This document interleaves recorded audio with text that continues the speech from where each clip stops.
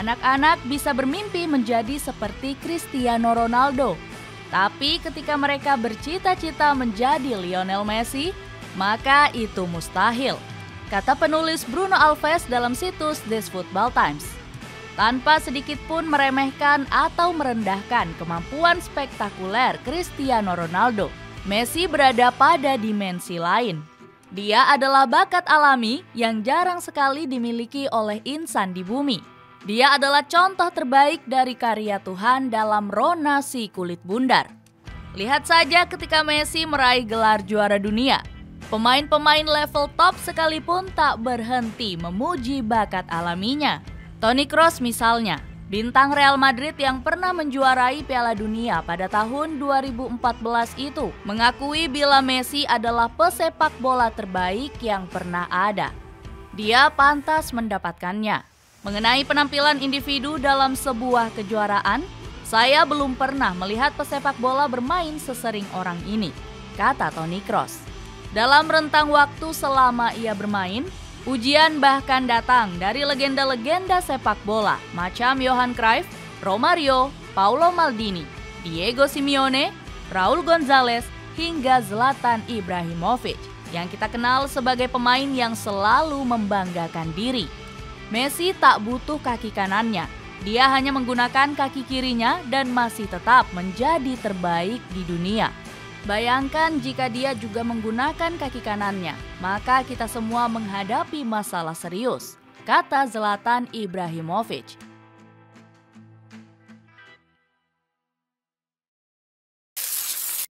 Dari pinggir lapangan jadi pusat perhatian. Neneknya adalah orang pertama yang percaya dan yakin bahwa Lionel Messi akan menjadi seorang pesepak bola hebat. Mendiang yang sampai saat ini masih diingat sebagai sosok terbaik oleh Lionel Messi itu terus meyakinkan pelatih muda tim lokal di dekat rumahnya untuk segera memainkannya. Namun permintaan itu selalu ditolak. Meski begitu, neneknya tak pernah patah arang. Dia selalu rutin mengantar Messi dan berharap cucu kesayangannya itu akan bermain dan mengejutkan semua. Messi adalah seorang anak yang pendiam dan sangat pemalu. Dia hampir-hampir tidak diberi kesempatan oleh pelatih ketika itu karena tidak menunjukkan tanda-tanda pemain yang ingin menang. Hingga pada akhirnya, dalam sebuah kesempatan, Messi yang sehari-harinya terus duduk di pinggir lapangan mendapati bahwa dirinya mulai mendapat kepercayaan dari sang pelatih. Itu terjadi karena terdapat pemain yang cedera dan tidak ada lagi pemain lain yang menggantikannya selain Lionel Messi. Maka terpaksalah La Pulga dimainkan. Ketika melihat Messi dengan tubuh mungil dan tampak tidak lebih kuat dari yang lain, pelatih dibuat sangat terkejut olehnya. Mirip seperti video yang selama ini beredar di dunia maya, Messi terus menggiring bola tanpa pernah lelah. Kaki-kaki lincahnya terus menggocek dan melewati pemain yang lebih tua dan besar darinya. Dari situ, dia mulai rutin mendapat kesempatan bermain. Messi adalah seseorang yang bisa mengubah air menjadi anggur. Dia adalah bakat alam yang bisa mengubah botol menjadi bola untuk dimainkan. Setidaknya itulah yang dikatakan oleh mantan rekan setimnya di Newell's Old Boys semasa kecil dulu. Saat dia tidak punya bola, dia biasa bermain dengan botol.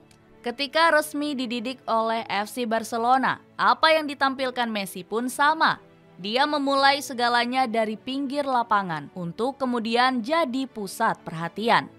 Gerard Pique dan Cesc Fabregas punya pengalaman menarik ketika bermain dengan Messi semasa muda. Dalam catatan Guillem Balague di situs BR Football pada 2014 silam, Gerard Pique menyebut bila Messi adalah anak yang sangat pemalu.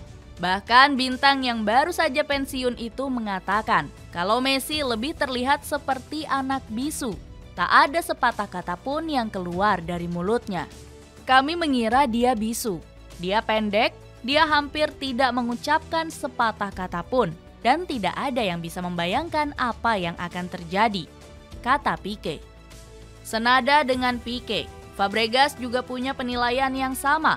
Messi hanya disebutnya sebagai bocah pemalu yang hanya akan membuang-buang ruang dan waktu di dalam lapangan. Namun semua berubah ketika pelatih pertama Messi di Barcelona, Rodolfo Borrell, memperingatkan semua agar berhati-hati kepada Messi.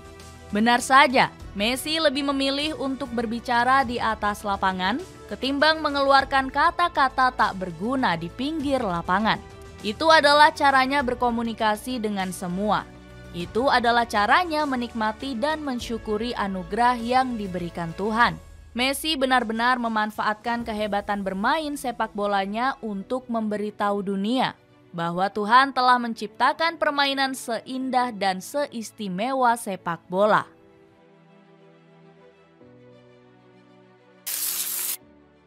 Bisa menyakiti lawan tanpa memegang bola. Dia bermain seperti Tuhan, melebihi dan melampaui kita semua, kata seorang teman masa kecil Messi dalam film dokumenter Messi Alex de la Iglesia tahun 2014. Messi adalah bukti dari kemewahan yang pernah diciptakan sepak bola. Dia cerdas dan sangat mewakili kata tidak mungkin. Tidak mungkin ada seseorang yang bisa terus menempelkan bola di kakinya. Tidak mungkin ada pemain yang bisa dengan mudah melewati 4 hingga 5 pemain dalam beberapa sentuhan saja. Tidak mungkin ada pemain yang bisa mencetak banyak gol spektakuler tanpa bantuan rekan setimnya. Dan tentu saja tidak mungkin bagi siapapun untuk bisa menduplikat apa yang telah dilakukan Messi di atas lapangan. Messi adalah pemain cerdas yang bahkan tetap bisa menyakiti lawan tanpa memegang bola. Menurut penuturan Pep Guardiola, mantan pelatihnya di FC Barcelona, Messi tidak banyak berlari. Dia lebih banyak berjalan dan berjalan untuk mengamati segalanya sebelum akhirnya melakukan tusukan mematikan. Dia tidak berlari, tapi dia selalu melihat apa yang terjadi. Dia mencium titik lemah di antara 4 bek. Setelah 5 hingga 10 menit, dia akan membentuk peta di mata dan di otaknya untuk mengetahui dengan tepat di mana ruangnya dan apa yang bisa dilakukan olehnya. Jelas Pep Guardiola dalam film dokumenter 2019 This is Football. Pada ajang Piala Dunia 2022 kemarin saja, data dan fakta menunjukkan bahwa Lionel Messi lebih banyak berjalan daripada berlari di lapangan. Usia 35 tahun memang menempatkan Messi sebagai pemain yang sudah tidak muda lagi. Tapi bukan itu alasan Messi lebih banyak berjalan daripada berlari sepanjang turnamen yang menguras tenaga dan emosi. Sepanjang babak kualifikasi grup, Messi ada bersama nama Robert Lewandowski di daftar teratas pemain yang memiliki jarak tempuh berjalan paling jauh di lapangan. Lewandowski memang menjadi yang paling jauh, yakni dengan jarak 5.202 meter saat laga melawan Arab Saudi. Tapi Messi adalah satu-satunya pemain yang muncul 3 kali di daftar 10 teratas. Si Kutu total hanya berjalan ke sana kemari lebih dari 14 km dari 3 pertandingan dalam fase grup. Sementara hal itu dilakukan persis seperti apa yang dikatakan Pep Guardiola. Messi dinilai selalu berada di posisi yang tepat, membuka ruang untuk rekan satu timnya yang lain, dan secara hati-hati memilih peluang untuk menyerang. Dengan terhentinya Polandia di babak 16 besar, Messi pun kukuh sebagai pemain yang paling banyak berjalan di lapangan sepanjang gelaran Piala Dunia. Tercatat hingga laga final, Messi berjalan di lapangan sejauh 30,61 km. Dia menggunakan 57,64% waktunya berada di lapangan hanya untuk berjalan kaki. Selain punya catatan tertinggi dalam daftar pemain yang sering berjalan di atas lapangan, Messi juga tercatat sebagai pemain dengan daya jelajah terjauh dalam daftar yang mengecualikan pemain gelandang. Sepanjang Piala Dunia 2022, Lionel Messi menjelajah lapangan sejauh total 53,11 km dengan bakat alami, kecerdasan, dan dukungan semesta. Lionel Messi sukses berjalan dari pinggir lapangan untuk menjadi pusat perhatian.